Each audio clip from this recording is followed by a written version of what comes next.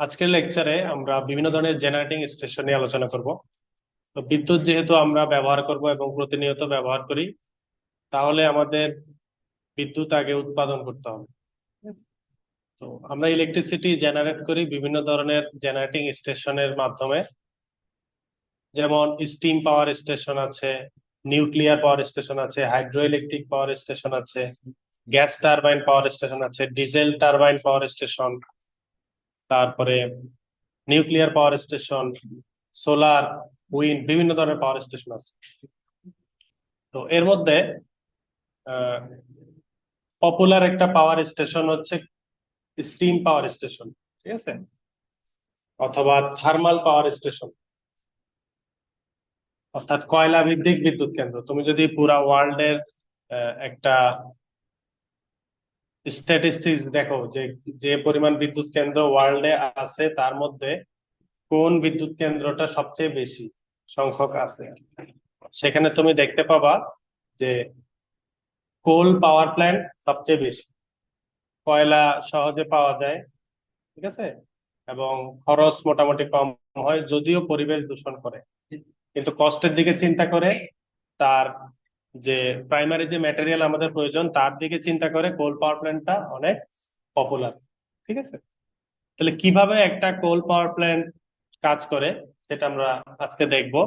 অথবা steam power station কিভাবে কাজ করে, থার্মাল স্টেশন কিভাবে কাজ করে। থার্মাল মানে তো তাপীয় নাকি? তোমরা পড়তে পড়তে দেখতে পারবা থার্মাল স্টেশন কোনগুলা, যেগুলা আমরা হিট কে কাজে লাগায়ে পাওয়ার প্ল্যান্টটা আমরা ইউজ করি, ঠিক আছে, সেগুলোকে বলে থার্মাল পাওয়ার স্টেশন। যেমন হাইড্রো ইলেকট্রিক পাওয়ার স্টেশন, এটা কি থার্মাল? এখানে তো আমরা হিট কে কাজে লাগাই না, এখানে আমরা ওয়াটারের পটেনশিয়াল এনার্জিকে কাজে লাগাই। উইন্ড পাওয়ার প্ল্যান্ট, এটা তো থার্মাল না, এখানে আমরা বাতাসের গতিকে কাজে লাগাই। তাহলে যেখানে আমরা হিট কে কাজে লাগাই ইলেকট্রিসিটি জেনারেট করব, সেগুলাকে বলা হবে থার্মাল স্টেশন। স্টিম মানে কি? বাষ্প। বাষ্প কিভাবে তৈরি হবে? হিট দিয়ে তো পানিকে হিট করে বাষ্প তৈরি হবে, তাই না? এজন্য স্টিম পাওয়ার প্ল্যান্ট হচ্ছে একটা থার্মাল পাওয়ার প্ল্যান্ট। তাহলে আমরা স্টিম পাওয়ার প্ল্যান্টটা কিভাবে কাজ করে সেটা আগে দেখবো, তারপর অ্যাডভান্টেজ ডিসঅ্যাডভান্টেজ এগুলো দেখবো। তো প্রথমে আমরা দেখি এই পাওয়ার প্ল্যান্টটা কিভাবে কাজ করে। এই পাওয়ার প্ল্যান্টের ফিগার যদি তোমরা দেখো, আহ, এটা হচ্ছে ওর একদম বেসিক স্ট্রাকচার, যেই জিনিসগুলো না থাকলে স্টিম পাওয়ার প্ল্যান্ট সম্ভব না। ঠিক আছে, এখানে নিচের দিকের যে জায়গাটা দেখতে পাচ্ছ, এটা হচ্ছে রিভার বা নদী। তার মানে নদীর কাছাকাছি স্থানে আমরা কি করি? স্টিম পাওয়ার প্ল্যান্ট স্থাপন করি। তাহলে যে কোনো জায়গায় মন চাইলে স্টিম পাওয়ার প্ল্যান্ট স্থাপন করলে লস হবে, অনেক দূর থেকে পানি আনতে হবে। ঠিক আছে, আবার আমার ম্যাটেরিয়াল যদি কয়লা হয়, চিন্তা করতে হবে পোর্টের পাশে কিনা জাহাজে করে কয়লা আসবে। এগুলো আমরা এই স্ট্রাকচার বা স্কিমেটিক অ্যারেঞ্জমেন্টটা দেখার পরেই অ্যাডভান্টেজ ডিসঅ্যাডভান্টেজ নিয়ে আলোচনা করব। তাহলে দেখি একটা স্টিম পাওয়ার প্ল্যান্ট কিভাবে কাজ করে। এখানে যে সার্কুলার একটা শেপ দেখতে পাচ্ছ, এটা হচ্ছে বয়লার। ঠিক আছে, বয়লারে আমরা হিট দেই এবং পানি দেই। ঠিক আছে, তারপরে পানিটা বাষ্পে পরিণত হয়। তো বয়লারে আমরা ইনটেক দিই কি? বয়লারে আমরা কোল স্টোরেজ, কয়লার স্টোরেজ থেকে কয়লাটা নিয়ে কোল হ্যান্ডেলিং প্লান্টে দিই। কয়লাটা সরাসরি আমার কাছে আসলো, এটাকে আমরা সরাসরি বয়লারে দিয়ে দিই না। কয়লার বিভিন্ন ধরনের সাইজ থাকে, কোন ধরনের সাইজ বা কি ধরনের সাইজে গেলে সবচেয়ে ভালো বার্ন হবে, সবচেয়ে ভালো হিট দিবে, ঠিক আছে, সেই ধরনের আমরা এটাকে প্রসেস করি, এটাকে বলে পালভারাইজিং। ঠিক আছে, কয়লাকে একটা নির্দিষ্ট শেপে ভেঙে আমরা ওই সাইজে নিয়ে যাই। ঠিক আছে, তো কয়লাকে কোল হ্যান্ডেলিং প্লান্টে দেই, সেই কয়লাটাকে হ্যান্ডেল করে তারপর আমরা বয়লারে দেই। তো বয়লারে কি হবে? বয়লারে এই কয়লাটা আমরা পুরাবো। তাহলে কয়লা কি করলো? এখানে গেল, যাওয়ার পরে হিট তৈরি করলো বয়লারে, সে পুড়ে যাওয়ার মাধ্যমে। আর বয়লার থেকে কি হলো? ছাই বের হবে নাকি, কয়লার অ্যাশ। সেটা অ্যাশটা অ্যাশ হ্যান্ডেলিং প্ল্যান্টে গিয়ে অ্যাশ স্টোরেজে চলে যাবে, এরপর এটা আমার ওয়েস্টেজ হিসাবে চলে যাবে। তাহলে বয়লারে আমি কি পাইলাম? এখন হিট। এই হিটটা দিয়ে আমরা স্টিম তৈরি করব। কিভাবে তৈরি করব? এই যে রিভার আছে, রিভার থেকে আমরা কি করি? ওয়াটারকে নেই, ওয়াটারকে নিয়ে ওয়াটার ট্রিটমেন্ট চেম্বারে নেই। রিভারের পানিতে অনেক ধরনের ময়লা থাকে, অনেক ধরনের দূষণ থাকে, ঠিক আছে। এইটাকে, এই রিভারের যে পানি আছে এটা সরাসরি আমরা প্লান্টে ইউজ করি না, এটাকে আমরা ট্রিটমেন্ট করে এটাকে মোটামুটি একটা পর্যায়ে নিয়ে যাই। আহ, একদম খাওয়ার পানির মতো বিশুদ্ধ না, মানে মোটামুটি ময়লা টয়লা ছেঁকে একটা পর্যায়ে নিয়ে যাওয়া হয় যাতে এটা আমরা ইউজ করতে পারি। তাহলে আমরা নিয়ে গেলাম সেই ওয়াটারটা ওয়াটার ট্রিটমেন্ট চেম্বার থেকে, একটা পাম্প দিয়ে আমরা এইটাকে বয়লারে নিয়ে যাই, ঠিক আছে। এখন বয়লারে যে নিব, বয়লারে যখন আমরা নিচ্ছি এই পথটা দিয়ে, তখন এই পানিটাকে নেওয়ার আগে আগে সামান্য একটু হিট করে নেওয়া হয়, ঠিক আছে। এটাকে বলে ফিড ওয়াটার। এই ফিড ওয়াটারটাকে একটু হিট করে এরপরে নিয়ে যাওয়া হয়, সরাসরি নেওয়া হয় না। নিলাম একদম ঠান্ডা পানি থাকলে ওইটাকে বাষ্প করতে অনেক বেশি সময় লাগবে বয়লার, আগে থেকে একটু হিটেড করে নিয়ে গেলে দেখা যায় যে এফিসিয়েন্সি ভালো পাওয়া যায়। তাহলে ফিড ওয়াটার হিটারের মাধ্যমে ওইটাকে নিয়ে আমরা এই ইকোনোমাইজারে নিয়ে যাই, তারপরে ইকোনোমাইজার থেকে বয়লার আসে। ইকোনোমাইজার কি? বয়লারে যখন বাষ্প উৎপাদন হবে, ঠিক আছে, বাষ্পের সাথে কিছু ফ্লু গ্যাস তৈরি হবে, কয়লা পুড়ে এসব গ্যাসও তৈরি হবে না কিছু। তারপরে আহ, এই ফ্লু গ্যাস গুলা কি হিটেড না, যেহেতু এগুলা পোড়ার কারণে তৈরি হয়েছে। এই গ্যাসগুলা তো আমার কোনো কাজে লাগবে না, এগুলো আমি এখান থেকে চাইলে বাতাসে ছেড়ে দিতে পারি। কিন্তু এটা এখান থেকে ছাড়লে কি হবে, এখানের মধ্যে অনেক দূষণ আছে, এটাকে ফিল্টার করে ছাড়তে হবে, নাহলে পরিবেশের ক্ষতি হবে। তাহলে এই ফ্লু গ্যাস গুলার যে হিট আছে, সেই হিটটাকে আমি লস যাইতে দেই না। সেই হিটটাকে আমি এই যে সুপার হিটার দিয়ে ঘুরাই, ইকোনোমাইজার এয়ার হিটার দিয়ে ঘুরাই, তারপরে এটা যখন ঠান্ডা হয়ে আসে এর পুরা হিটটা আমি কাজে লাগাই, যতটুকু পারি সেটাকে চিমনি দিয়ে বের করি। তাহলে ফ্লু গ্যাসের যে হিট, সেই হিটটা কি করে সুপার হিটারে হিটের কাজ করে, আবার এই হিটটা ইকোনোমাইজারে আসেও হিট সাপ্লাই করে। তো এই যে ওয়াটারটা আমার আসতেছিল, ইকোনোমাইজার কি করে, এই যে ফ্রিতে দেখো ফ্লু গ্যাসের হিট দিয়েই যেটা আমি ছেড়ে দিতাম, ইকোনোমাইজার কি করে পানিটাকে আরো একটু হিট করে নিতে পারে, কোনো আমার এখানে কয়লা লাগতেছে না, ঠিক আছে, এটা তো ছেড়ে দিতাম। তাহলে ইকোনোমাইজার দেখো আমার ইকোনমিক্যাল একটা কাজ করলো, এই জন্য এটার নাম ইকোনোমাইজার। এটা ডেফিনেশন পড়ার সময় দেখবা। তো তার মাধ্যমে আমি যখন ওয়াটারটাকে আরো একটু হিট করে নেই, সেই হিটেড ওয়াটার, অনেক হিট কিন্তু এখনো হয়নি, সামান্য হিট হয়েছে, তখন সেটাকে আমি বয়লারে দেই, ঠিক আছে। এখন বয়লারে তুমি দিবা, বয়লারে কি হবে, এই পানিটা থেকে বাষ্প তৈরি হবে, তাই না। এখন যে বাষ্পটা আমার তৈরি হবে, তার আগেও কাজ আছে, কয়লা পোড়ার জন্য আমার বাতাস লাগবে না, অক্সিজেন ছাড়া তো হবে না। তাইলে আমার কি লাগবে, এখানে এয়ারও সাপ্লাই লাগবে, কয়লা যেমন সাপ্লাই দিলাম, পানি সাপ্লাই দিলাম, এখানে এয়ারও সাপ্লাই দিতে হবে বয়লারে। তা আমরা কি করি, একটা ফোর্স ড্রট ফ্যান দিয়ে বাতাস টেনে এই বয়লারে পাঠাই। এখন আমরা কি করি, এই ফ্লু গ্যাসের হিটটা দিয়ে যখন বাতাসকে এখানে পাঠাচ্ছি, তখন এই ফ্লু গ্যাস থেকে যে বাতাসটা আমি পাঠাচ্ছিলাম সেটাকে একটু হিট করে নিই, ঠিক আছে, যেহেতু এখানে এখনো কিছু হিট থেকে যায়। তো এয়ার প্রিহিটার দিয়ে আমরা কি করি, যেই হিটটা আমরা বয়লারে ইনটেক দিব সেটাকে আগে থেকে একটু হিটেড করি, পরে এই হট এয়ারটাকে বয়লারে দিই। তখন হট এয়ার আর কয়লা দিয়ে কি হয়, হিট তৈরি হয়, সেটা দিয়ে ওয়াটারের বাষ্প তৈরি হয়, এবং কয়লা থেকে ছাই আর ফ্লু গ্যাস তৈরি হয়। সেই ফ্লু গ্যাস দিয়ে আমার ইকোনোমাইজার চলে, এয়ার প্রিহিটার চলে। সেই ফ্লু গ্যাসটা তারপরে এই ড্রট ফ্যান দিয়ে চিমনিতে ফিল্টার হয়ে এয়ারে আমরা ছেড়ে দিই। তাহলে আমি এখন এখানে স্টিম পাইলাম বয়লারে, কেমন। এই স্টিমটা এখন কি হবে, স্টিমের মধ্যে আহ, পানিটা যখন বাষ্প হয়ে যায় সেখানে তখনও কিছু জলীয় কণা থাকে, ঠিক আছে, একদম ফুললি যে সেটা বাষ্প হয়ে গেছে পানির অস্তিত্ব নাই এমন না, জলীয় কণা কিছু থাকে। এই সুপার হিটার দিয়ে ওই বাতাসে, যে ওই হিটেড স্টিমে যে জলীয় কণাগুলা থাকে ওয়াটার পার্টিকেল, সেইগুলাকে আমরা একদম নিউট্রালাইজ করে ফেলি, কেমন। তাহলে সেটা আর থাকবে না, সেটাও কি হয়ে গেল, একদম স্টিমে পরিণত হলো। এই সুপার হিটার থেকে যে আমাদের স্টিমটা তৈরি হয়, এটা হচ্ছে হাই প্রেসার হাই টেম্পারেচারের স্টিম। স্টিম যখন তৈরি হয়েছে এর মধ্যে প্রেসার তৈরি হয়েছে না, প্রেসার কুকারে দেখো না, যখন স্টিমটা তৈরি হয় তখন কি হয়, ওয়াটার যখন আস্তে আস্তে স্টিম হয়ে যায়, একই পরিমাণ জায়গাতে ওই স্টিমটা ধরতে চাইলে ওই স্টিম অনেক প্রেসার তৈরি করে না? এই জন্য তো প্রেসার কুকারে দিয়েছিলা পানি, যখনই হিট দিছো স্টিম হয়েছে, এটাকে আবার বের হওয়ার জায়গা দিতে হয় না কেন? ওই স্টিমটা অতটুকু জায়গায় যে প্রেসারটা দিবে ওটা অনেক বেশি। ঠিক আছে, তাহলে হাই হিটেড, হাই প্রেসার, এখানে কি তৈরি হয়, স্টিম। তো এই স্টিমটাকে আমরা একটা ভালভের মাধ্যমে টারবাইনে ফেলি, স্টিম টারবাইনে। স্টিম টারবাইন কি হয়, স্টিম টারবাইনে আমরা যখন স্টিম অ্যাপ্লাই করব, এই টারবাইনের ব্লেড গুলা এই স্টিমের প্রেসারে, ঠিক আছে, টারবাইনটা ঘুরবে। তো সেই টারবাইনের সাথে, শ্যাফটের সাথে একটা অল্টারনেটর কাপলিং করা আছে। তো যখনই এই শ্যাফটটা ঘুরবে, অল্টারনেটরও ঘুরবে। আর অল্টারনেটরের শ্যাফট যখন আমরা ঘুরাইতে পারবো, তখন তার টার্মিনালে আমরা ইলেকট্রিসিটি, জেনারেটর ইলেকট্রিসিটি পাবো।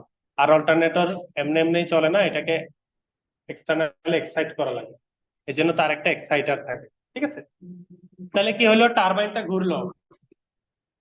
টারবাইনটা ঘোরার পরে, তাহলে টারবাইনটা যখন ঘুরলো, স্টিমটা টারবাইনে অ্যাপ্লাই হওয়ার পরে যখন সে টারবাইনটাকে ঘুরালো, ঘোরানোর পরে কি হলো, স্টিমের প্রেসার কমে গেল, কারণ ওই প্রেসারটা কাজে লাগছে। স্টিমের টেম্পারেচার কমে গেল, টারবাইন টেম্পারেচার অ্যাবজর্ব করছে।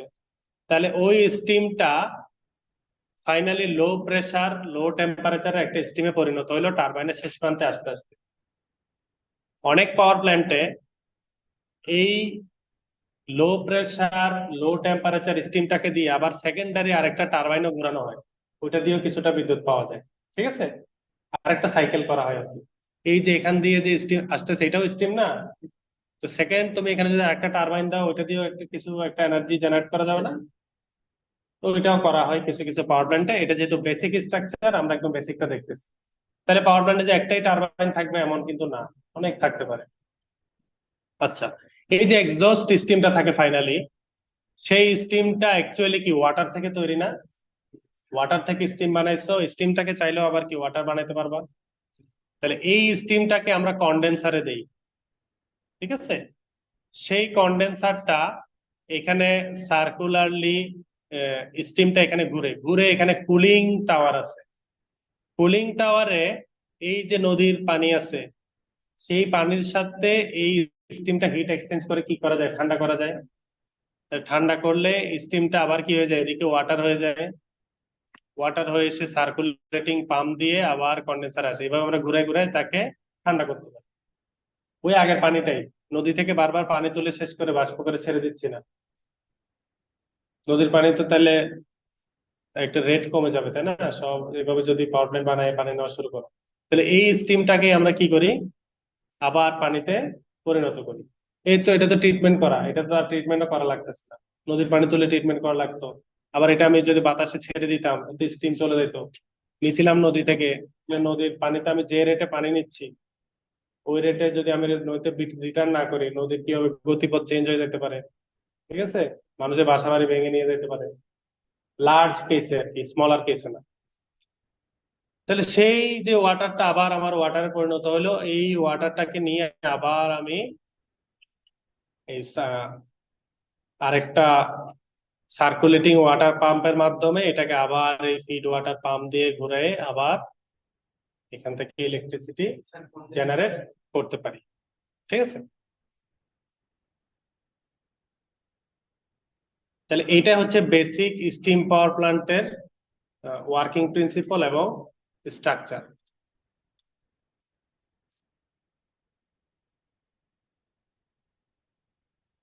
তাহলে আমরা স্টিম পাওয়ার প্ল্যান্টের বেসিক স্ট্রাকচার এবং ওয়ার্কিং প্রিন্সিপালটা জানলাম। এখন আমরা দেখি এটা আমরা কোথায় ব্যবহার করব, এর সুবিধা অসুবিধা কোনটা কেমন।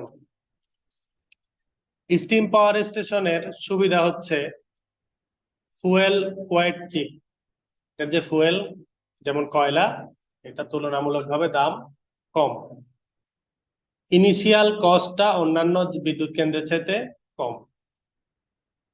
এটা যে কোনো জায়গায় স্থাপন করা যায়। ঠিক আছে, কিভাবে, এই কয়লাকে আমরা রেল অথবা রোড অথবা বাই সি বাই ওয়াটারের মাধ্যমে ওখানে ট্রান্সপোর্ট করে নিয়ে যায়। বাংলাদেশে যে কয়লা বিদ্যুৎ কেন্দ্রগুলো আছে বা পৃথিবীতে যে কয়লা বিদ্যুৎ কেন্দ্রগুলো আছে অনেকগুলাই হচ্ছে ইম্পোর্টেড কয়লা দিয়ে চলে, বাইরের কয়লা। এগুলো ইম্পোর্ট করে পোর্টে নিয়ে আসা হয়, এরপরে বাই রোডে পাওয়ার প্ল্যান্টে পাঠানো হয়। ঠিক আছে। তারপরে এটাতে অন্যান্য যেমন হাইড্রো ইলেকট্রিক পাওয়ার স্টেশনের চাইতে খুব কম জায়গা প্রয়োজন হয়। ঠিক আছে। এটার একটা বেস্ট এক্সাম্পল হচ্ছে তোমরা যদি কখনো কাপ্তাই, রাঙামাটি ওই জোনে, ঠিক আছে, কখনো ট্যুরে যাও বা চুয়েট যেখানে আছে ওই জোনে ট্যুরে যাও, তখন চুয়েটের পাশে রাউজান হচ্ছে একটা থার্মাল পাওয়ার প্ল্যান্ট আছে। ঠিক আছে। আর Kaptai hydro electric power plant আছে, মনে করো এই 15 থেকে 20 কিলোমিটারের মধ্যে। দুইটা যদি কখনো ঢুকতে পারো বা দেখতে পারো তখনই তোমরা একদম বুঝতে পারবা যে কেন এখানে বলা হচ্ছে এত কম স্পেস লাগে, এটা কেন এত বেশি স্পেস লাগে। একটা হাইড্রো ইলেকট্রিক পাওয়ার স্টেশনে বিশাল স্পেস লাগে, এটার ইফেক্ট অনেক বেশি, ইম্প্যাক্ট অনেক বেশি। ঠিক আছে। বিদ্যুৎ উৎপাদন খরচ কম কিন্তু অনেক বিশাল এরিয়া লাগে। যেমন হাইড্রো ইলেকট্রিক পাওয়ার স্টেশনের কাপ্তাই প্রজেক্টের যে এরিয়া আর রাউজানের যে এরিয়া মনে করো 20 ভাগের 1 ভাগ। ঠিক আছে।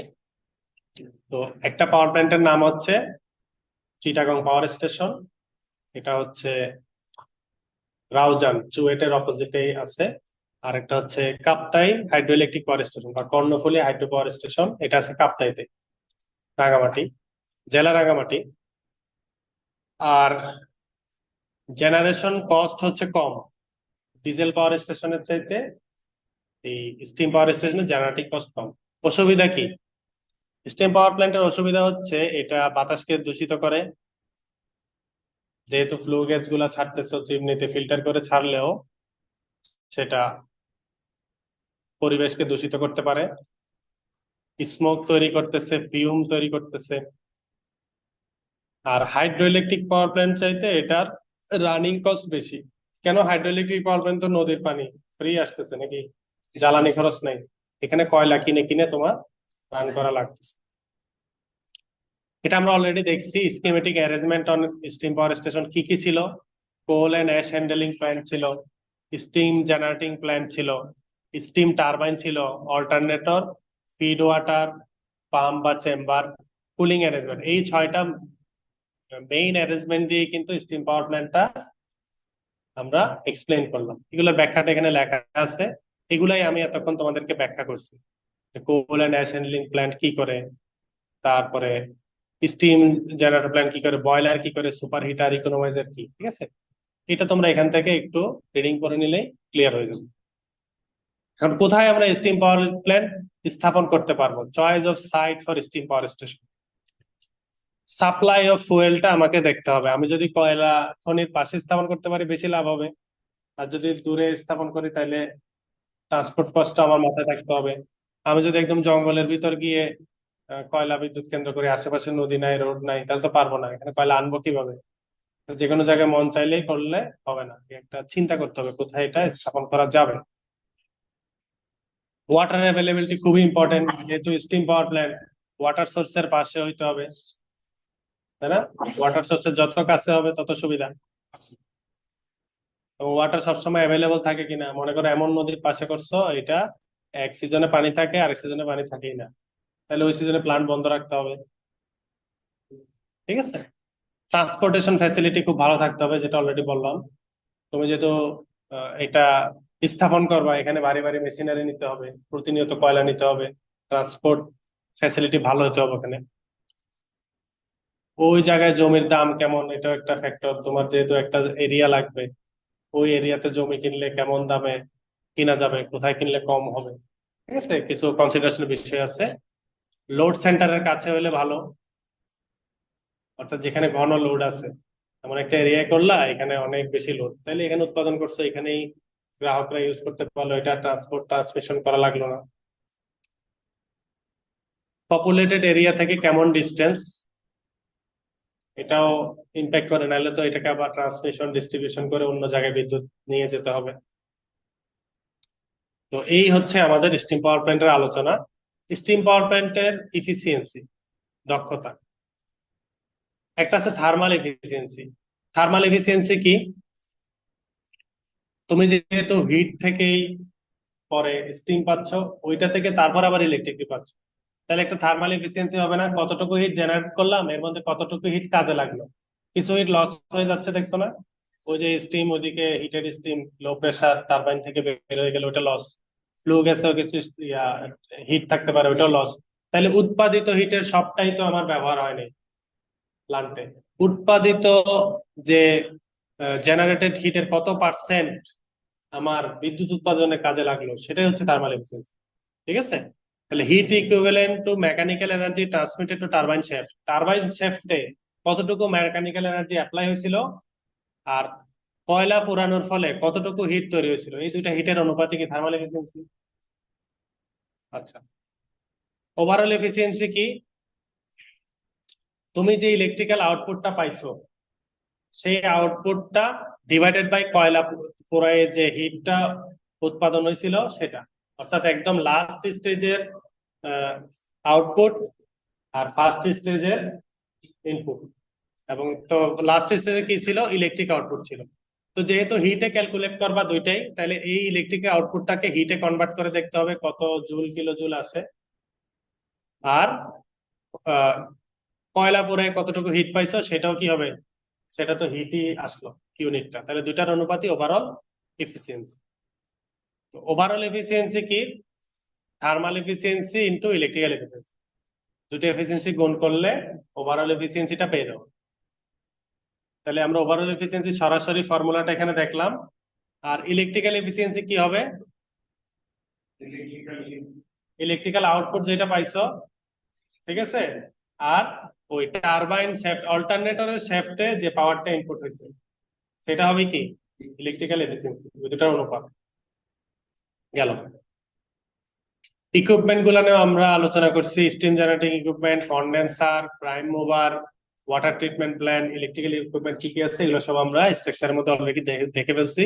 তাও এগুলো একটু পড়বা, আরো ডিপ নলেজ তৈরি হবে। যে সুপার হিটার কি, এখান থেকে পড়লে এটা ভাইভাতে প্রায় সময় জিজ্ঞেস করা হয়। ইকোনোমাইজার কি, খুব ইম্পর্টেন্ট প্রশ্ন, ভাইরাল প্রশ্ন বলতে পারো, এগুলো করাই হয়। আচ্ছা, এয়ার প্রিহিটার ইউজ করলে সুবিধা কি, এখান থেকে পড়লে বুঝতে পারবা, আর আমি অলরেডি এক্সপ্লেন করছি ওখানে। তারপরে কন্ডেন্সার কেন প্রয়োজন, কেনই আমি স্টিম সরাসরি ওই স্টিমটাকে করতেছি না, আবার পাঠাই দিচ্ছি না, স্টিমটাকে হিট করে কেন টারবাইনে পাঠাই দিচ্ছি।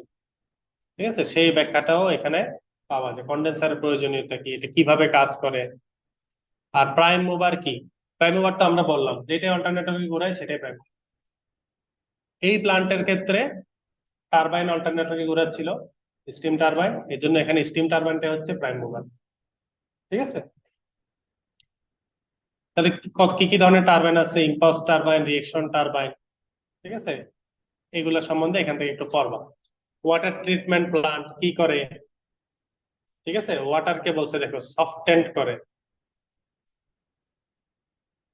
ঠিক আছে, কিভাবে?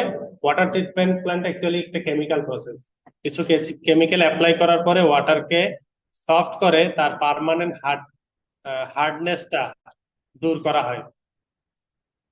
তারপরে pure and soft water thus available is fed to the boiler for steam generation. তো বয়লারে যে পানিটা দেওয়া হয়, এটাও যে কোনো আমার মনের ইচ্ছা মতো পানি দিলে আমি ভালো এফিসিয়েন্সি পাবো না। তো ওয়াটার ট্রিটমেন্ট করে পানিটাকে কোন পর্যায়ে নিয়ে যাওয়া হয় সেটাও দেখবা। অ্যাকচুয়ালি ওয়াটারকে যেই পর্যায়ে নিয়ে যাওয়া হয় ওটাকে বলা হচ্ছে সফট এন্ড ওয়াটার, সফট করা হয়। সফট ওয়াটার মানে কি? এই যে এখানে পেয়ে যাবা। সফট ওয়াটার দিলে সুবিধা কি? ওয়াটারে সফট ওয়াটার দিলে বয়লারের এফিসিয়েন্সি বাড়বে। ঠিক আছে, বয়লার দীর্ঘজীবী হবে। তাহলে বয়লার কিছুদিন পর পর ড্যামেজ হয়ে যাবে, এটাকে রিপেয়ার করা লাগবে, যেহেতু ওয়াটার দিয়েই তো বয়লারটা তোমার চলতেছে, তাই না? আচ্ছা, আর এগুলো তো আমরা দেখলাম। ইলেকট্রিক্যাল ইকুইপমেন্টে কি থাকে?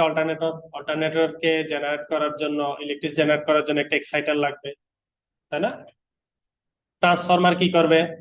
দূর দূরান্তে ইলেকট্রিসিটি পাঠানো লাগলে এটাকে স্টেপ আপ স্টেপ ডাউন এর কাজ করবে। সুইচ কিকার কি করবে? ইলেকট্রিক্যাল প্রোটেকশন দেবে, সিটিপিটি রিলের মাধ্যমে এটাকে আমরা মেজার করতে পারবো, কন্ট্রোল করতে পারবো জেনারেটেড ইলেকট্রিসিটিকে, এটার কাজটা করবে। ঠিক আছে? তো তোমরা এই থিওরিটা দেখলা, এখন এখান থেকে কিছু এক্সাম্পল তোমরা প্র্যাকটিস করবে। এক্সাম্পল 2.1 থেকে 2.3 পর্যন্ত তোমরা প্র্যাকটিস করবে, ঠিক আছে?